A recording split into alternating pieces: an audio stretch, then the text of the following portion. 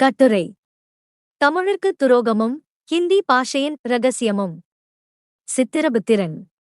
நமது நாட்டின் க்ஷேமத்திற்காக என்று எந்த காரியம் ஆரம்பிக்கப்பட்டாலும் அவற்றை நம் நாட்டு பிராமணர்கள் கைப்பற்றிக் கொண்டு அதனால் தாங்கள் பிழைக்கும்படியாகவும் நமக்கு பெரிய ஆபத்து விளையும்படியாகவே செய்துவிடுகிறார்கள். எதுபோல் என்றால், நமது சர்க்கார் நமக்கு சுயராஜ்யம் கொடுப்பதாய் சொல்லி முதல் தடவை இரண்டாம் தடவையாக கொடுக்கப்பட்டு வந்த சீர்திருத்தங்கள் என்பது நமது நாட்டுக்கு அதிக வரி போடவும் ஜாதிச் சண்டைகளும் பொறாமையும் மேலிட்டு ஒருவரையொருவர் ஏமாற்றுவதன் மூலம் ஒற்றுமை குறைவு ஏற்படவும் கைத்தொழில்கள் அற்றுப்போய் நாளுக்கு நாம் மனச்சாட்சியையும் கற்பையும் விற்று ஜீவிக்கும்படி ஏழைகள் அதிகமாகவும் அரசாங்கத்தார் உத்தேசம் நிறைவேறத்தக்க வண்ணம் நமது நாட்டு பணம் கொள்ளை போகவும் உபயோகப்படுவது போலவும் நமது மக்கள் படிக்க வேண்டும் என்கிற எண்ணத்தின் பேரில் சர்க்காரே பள்ளிக்கூடம் வைக்கும்படி நாம் கேட்டுக்கொள்வதனால் அந்த படிப்பு நம் நாட்டுக்கு துரோகம் செய்யத்தக்க அளவுக்கு சர்க்கார் ஆட்சிக்கு அனுகூலமாய் இருப்பது போலவும் ஆய்விடுகின்றது. அதுபோலவே நமது தமிழ்நாட்டில் ஹிந்தி பிரசாரமும் பெரும்பாலும் பிராமணர்களுக்கே அனுகூலத்திற்காக செய்யப்பட்டிருக்கிறது. மகாத்மா காந்தி அவர்கள் ராஜ்ய நோக்கத்தை முன்னிட்டு இந்தியா முழுதுக்கும் ஒரே பாஷையாய் இருக்க வேண்டும் என்கிற கருத்து கொண்டு ஹிந்தி பாஷைக்காக பொதுமக்கள் பணத்தை செலவு செய்தும் பொதுஜனங்களும் மகாத்மா சொல்லுகின்றாரே என்கிற பக்தியின் பேரிலும் நம்பி அதை அமுலுக்கு கொண்டு வந்ததின் பலன் அதுவும் ஒரு வினையாய் முடிந்து வருகிறது. இதுவரை ஹிந்திக்காக செலவாயிருக்கும் பணத்தில் பெரும்பாகம் பிராமணரல்லாதாருடையது என்பதில் யாருக்கும் சந்தேகம் இருக்காது. ஹிந்தி படித்தவர்களில் 197 பேர் பிராமணர்களாகவே இருக்கிறார்கள். தமிழ்நாட்டின் மொத்த தொகையில் 197 பேர் பிராமணரல்லாதாராய் இருந்தும் 103% உள்ள பிராமணர்கள்தான் ஹிந்தி படித்தவர்களில் 197 பேர்களாய் இருக்கின்றார்கள். பிராமணரல்லாதார் 103 பேராவது ஹிந்தி படித்திருப்பார்களோ என்பது சந்தேகம். இந்த படிப்பின் எண்ணிக்கை எப்படி இருந்தாலும் நமக்கு அதை பற்றி அதிக கவலை ஒன்றும் இல்லை.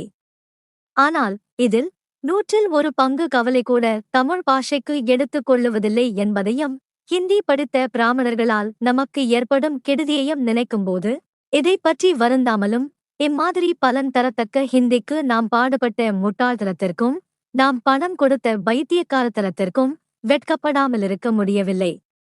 இந்த ஹிந்தி பாஷையானது நம் பணத்தில் நம் பிரயத்தனத்தில் நமது நாட்டில் பல பிராமணர்கள் படித்து வெளி மாகாணங்களுக்குப் போய் ஆங்காங்கு நமக்கு விரோதமாய் பிரசாரம் செய்வதும் நம்மை சூத்திரர்கள் புத்தி இல்லாதவர்கள் முட்டாள்கள் என்றும் தென்னாட்டு பிராமணரல்லாதாருக்கு மூளை இல்லை என்றும் சொல்லுவதும் வெளி மாகாணங்களில் உள்ள வர்த்தமான பத்திரிகைகளில் போய் அமர்ந்து கொண்டு பிராமண ஆதிக்கத்தை தேசமெல்லாம் நிலைநிறுத்தவும் பிராமணரல்லாதாரை அழுத்த பிரசாரம் செய்யவும் வெளிமாகாண காங்கிரஸ் முதலிய பொது ஸ்தாபனங்களிலும் இவர்களே தலைவர்களாகவும் அவற்றில் மாதம் 100, 200, 300 வீதம் சம்பளம் பெற்று பிழைப்பதுமான காரியத்திற்கல்லாமல் வேறு வழியில் நமக்கு ஒரு பலனையும் அளிப்பதில்லை.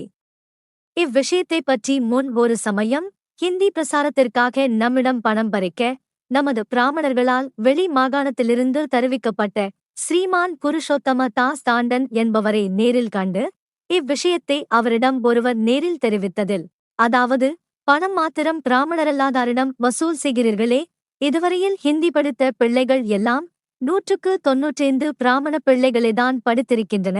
அதன் உபாத்தியாயர்களும் 197 பேர் பிராமணர்களாகவேதான் இருக்கின்றார்கள். இதன் காரணம் என்ன? சில பிராமணரல்லாத வாலிபர்கள் உபாத்தியாயர்களாக பயிற்சி பெற இஷ்டப்பட்டு வந்தவர்களையும் சரியாய் நடத்தாமல் வெளியேற்றப்பட்டதாகவும் என்னிடம் புகார்கள் வந்து கொண்டிருக்கின்ற இந்நிலையில் இதற்காக பிராமணரல்லாதாரே ஹிந்திக்கு பணம் கேட்பது சரியா என்று சொன்னதற்கு இவ்வளவையும் கேட்டுக்கொண்டு எல்லாவற்றையும் விசாரித்து தெரியப்படுத்துவதாய் சொல்லி போனவர் இதுவரை ஒரு சங்கதியும் தெரிவிக்கவில்லை. அல்லாமலும் முன்போலவே காரியங்கள் மாத்திரம் நடந்து வருகின்றது. இதே மாதிரி நமது நாட்டு பிராமணர்கள் இந்நாட்டாரை தங்களால் ஏய்க்க முடியாது என்று தெரிகிற சமயத்தில் வெளி மாகாணத்திலிருந்து ஒருவரை கூட்டி வந்து ஏமாற்றி தங்கள் காரியத்தை சாதித்துக் கொள்வது வழக்கமாக இருந்து வருகின்றது. உதாரணமாக சுயராஜ்ய கட்சி என்கிற பிராமண கட்சிக்கு நமது நாட்டில் யோக்கியதை இல்லாத காலத்தில் ஸ்ரீமான் தேசபந்து தாஸை கூட்டி வந்து செல்வாக்கு சம்பாதித்துக் கொண்டார்கள். இந்து மகாசபை என்கிற பிராமண வர்ணாசிரம தர்ம சபைக்கு நமது நாட்டில் யோக்கியதை சம்பாதிக்க ஸ்ரீமான் லாலா லஜபதிராயை கூட்டி வந்து ஏமாற்றினார்கள். காக்கிநாடா காங்கிரஸில் சட்டசபை பிரவேசத்திற்கு ஆதரவு கொடுத்ததால் தனக்கு கொஞ்சம் செல்வாக்கு குறைந்து போய்விட்டது என பயந்த பிராமணர் ஒருவர் ஸ்ரீமான்கள் பஜாஜையும் பாங்கரையும் தெரிவித்து ஊராய்த் திரிந்து உபசார பத்திரம் பெற்று ஜனங்களை ஏமாற்றி யோக்கியதையை நிலைநிறுத்தினார். இனி மகாத்மாவையும் கூட்டி வந்து ஏமாற்றப் போகிறார். இம்மாதிரியாகவே இதில் சமயமும் ஹிந்தியை பொது பாஷை ஆக்க வேண்டும் என்கிற கவலை உள்ளவர்கள் போல் தேசத்தின் பேரால் ஆங்காங்கு பல பிராமணர்கள் பேசுவதும் அதை சர்க்கார் பள்ளிக்கூடம் முதலிய இடங்களில் கட்டாய பாடம் ஆக்க பிரயத்தனப்படுவதும் யார் நன்மைக்கு? இனி கொஞ்ச காலத்துக்குள் ஹிந்தி பிரசாரத்தின் பலனை அனுபவிக்கப் போகிறோம். பிராமணரல்லாதாருக்கு ஏற்பட்ட பல ஆபத்துகளில் ஹிந்தியும் ஒன்றாய் முடியும் போலிருக்கிறது. பொதுவாய் ஹிந்தி என்பது வெளி மாகாணங்களில் பிராமண மத பிரசாரம் செய்ய தர்பித்து செய்யும் வித்தையாய்விட்டது. இந்த ரகசியத்தை நமது நாட்டு பாமர ஜனங்கள் அறிவதேயில்லை. இரண்டொருவருக்கு அதன் ரகசியம் தெரிந்தாலும் பிராமணர்களுக்கு பயந்து கொண்டு தாங்களும் ஒத்து பாடிவிடுகின்றனர். யாராவது துணிந்து வெளியில் சொன்னால் இவர்களை தேசத் துரோகி என்று சொல்லிவிடுகிறார்கள். சமஸ்கிருதம். இதல்லாமல் நமது நாட்டில் சமஸ்கிருத பாஷைக்காக எவ்வளவு லட்சம் ரூபாய் செலவாகிறது? அது அவ்வளவும் யாருடைய பணம்? சமஸ்கிருதத்திற்கு என்று தனியாய் எவ்வளவோ பள்ளிக்கூடங்கள் இருக்கின்றன. இதில் படிக்கிறவர்கள் எல்லாம் யார்? இதன் உபாத்தியாயர்கள் யார்? பிராமணரல்லாத உபாத்தியாயரையாவது பிராமணரல்லாத பிள்ளைகளையாவது இதில் சேர்த்துக் கொள்ளுகின்றார்களா? அரசாங்கத்திலாவது சமஸ்கிருதத்திற்கு இருக்கின்ற யோக்கியதை தமிழுக்கு இருக்கிறதா? இச்சமஸ்கிருதம் பிராமணரல்லாதார், தாழ்ந்தவர்கள், சூத்திரர், பிற்பட்டவர், அடிமைகள் என்பதற்கு ஆதாரமாய் இருக்கின்றதே தவிர வேறு எதற்காவது நாட்டிற்காவது உபயோகப்படுகிறதா? தமிழ். ஹிந்தியும் சமஸ்கிருதமும் இப்படி இருக்க தமிழைப் பற்றியோ என்றால் தமிழ்நாட்டில் தமிழுக்கென்று தனியாய் எத்தனை பள்ளிக்கூடம் இருக்கிறது? சமஸ்கிருதத்திற்கு இருக்கும் பள்ளிக்கூடம் அளவில் 4இல் ஒரு பங்காவது இருக்கிறதா? பிராமணரல்லாத தமிழ் வித்துவான்கள் பேராவது பொது ஜனங்களுக்கு தெரியக்கூடியதாய் இருக்கிறதா? பிரம்மஸ்ரீ உ.வே. சாமிநாதையர், ஸ்ரீலஸ்ரீ ராகவையங்கார், இன்னும் ஸ்ரீ ஸ்ரீ ஸ்ரீ ஐயர் ஐயங்கார், ஆச்சாரியார் ராவு சர்மா என்று பிராமணர்கள் பெயர்தான் தமிழ் வித்துவான்கள் லிஸ்டிலும் அடிபடுகிறதே அல்லாமல் பிராமணரல்லாதார் பெயர் தெரிகிறதா? இந்த பிராமணர்கள்தான் பழைய தமிழ் காவியங்களின் ஏட்டு பிரதிகளை பிராமணரல்லாதாரிடமிருந்து வாங்கி அதை தங்கள் பிராமண மதத்திற்கு தகுந்தபடி மொழிபெயர்த்துக் கொண்டு அதை அச்சடிக்க பிராமணரல்லாதாரிடமே யாசகமாய் பணம் வாங்கி அச்சு போட்டு புஸ்தகம் ஒன்றுக்கு 10-15 ரூபாய் என்று விற்று கொள்ளையடித்து லட்சக்கணக்காக பணம் சேர்த்துக் கொள்ளுகின்றார்கள். சர்க்காரில் தமிழுக்கு ஏதோ பெரிய யோக்கியதை கொடுப்பது போல் வேஷம் போட்டு ஒரு தமிழ் அகராதி எழுத கமிட்டி ஏற்படுத்தினார்கள். அதில் தமிழுக்கு வார்த்தைகள் கண்டுபிடித்து அர்த்தம் எழுத தமிழ் படித்த தமிழர், பிராமணரல்லாத புலவர்களும் பண்டிதர்களும் எத்தனையோ பெயர் இருக்க அந்த கமிட்டிக்கு நமது சார்பாய் பிராமணர்களே அங்கத்தினர்களாய் நியமிக்கப்பட்டிருக்கிறார்கள். இதற்காக லட்சக்கணக்கான நம் ரூபாய்களே வருஷக்கணக்காய் தின்று கொண்டிருக்கிறார்கள். இந்த பிராமணர்களால் ஏற்பட்ட தமிழ்தான், தமிழ் அகராதிதான் தமிழ்நாட்டிற்கு தமிழாய், தமிழுக்கு ஆதாரமாய் விளங்கப் போகிறது. இது இப்படி இருக்க மதுரையம்பதியில் தமிழ்ச்சங்கம் என்று ஒரு சங்கம் இருக்கிறது. ஆண்டவனே, இதன் கதை வெளியில் சொன்னால் வெட்கக்கேடு. இது பிராமணரல்லாதாரின் பைத்தியக்காரத்தனத்தையும் முட்டாள்தனத்தையும் நிலைநிறுத்த கல்லின் மேல் எழுத்துக்கு நேராய் இருக்கிறது. அங்குள்ள தமிழ் பரீட்சை அதிகாரிகளும் தமிழ்ச்சங்கத்திற்கு வருஷாந்திர பிரசிடண்டுகளும் 190 பேர் பிராமணர்கள். அதிலும் வீடு பிரித்து போட்டிருக்கிறது என்று சொல்லுவதற்கு வீடு அவுத்து போட்டிருக்கிறது என்று பேசும்படியான பிராமணர்களை அக்ராசனராக தெரிந்தெடுப்பதும் இச்சங்கத்திற்கு நற்சாட்சி பத்திரங்களாகும். சமஸ்கிருத சங்கத்தில் எங்காவது பிராமணரல்லாதார் பரீட்சை அதிகாரியாய் இல்லாவிட்டாலும் அங்கத்தினர்களாகவாவது சேர்த்துக் கொள்ளப்படுகிறதா? இப்பொழுது எங்கேயோ தமிழ் காலேஜ் என்று ஒன்று ஏற்படுத்தியிருக்கின்றார்களாம். அதன் அதிகாரிகளும் படிக்கும் பிள்ளைகளும் அளவுக்கு மிஞ்சி பிராமணர்களே. அதன் செலவுக்கு மாத்திரம் பணம் பிராமணரல்லாதாருடையது.